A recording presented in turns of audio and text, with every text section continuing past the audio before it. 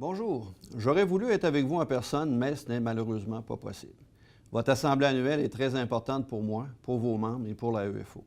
C'est pourquoi j'ai voulu quand même être présent, même si c'est par vidéo. On me demande souvent comment vont les négos. Comme chaque fois, c'est un processus qui est très long, qui exige la patience des membres.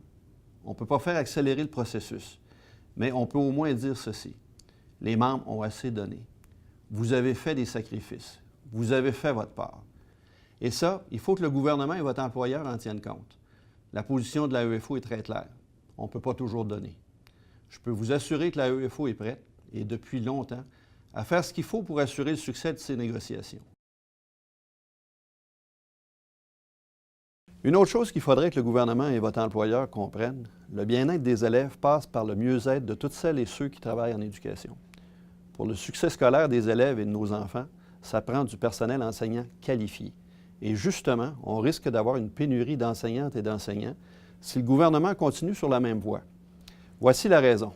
Quand le programme de formation à l'enseignement est passé d'1 an à 2 ans, le gouvernement a décidé de couper de 50 % le nombre d'étudiantes et d'étudiants qui pourraient s'inscrire. Vous pouvez imaginer l'impact d'une pénurie de personnel qualifié en Ontario, surtout que le nombre d'élèves augmente. C'est une situation qui n'a aucun sens. L'AEFO a donc demandé au ministère de l'Éducation de mettre sur pied une table de travail par et pour les francophones pour discuter de la situation et trouver des solutions. Nous aurons notre table de travail. Cet hiver, le conseil d'administration a adopté un plan stratégique pour que les ressources de l'AEFO soient mieux orientées. Par exemple, une des grandes orientations du plan, c'est d'améliorer le mieux-être de nos membres. L'AEFO a donc l'intention de faire pression sur le gouvernement pour freiner les initiatives du ministère de l'Éducation et des conseils qui ne font qu'ajouter à une charge de travail déjà trop lourde. Le Congrès de 2014 a choisi 2 secteurs pour cibler les actions de notre syndicat. C'est la mission sociale. Il s'agit de l'éducation et de la santé. L'AEFO a donc commencé à concentrer certaines de ses activités pour honorer sa mission sociale. Je vous en donne un exemple.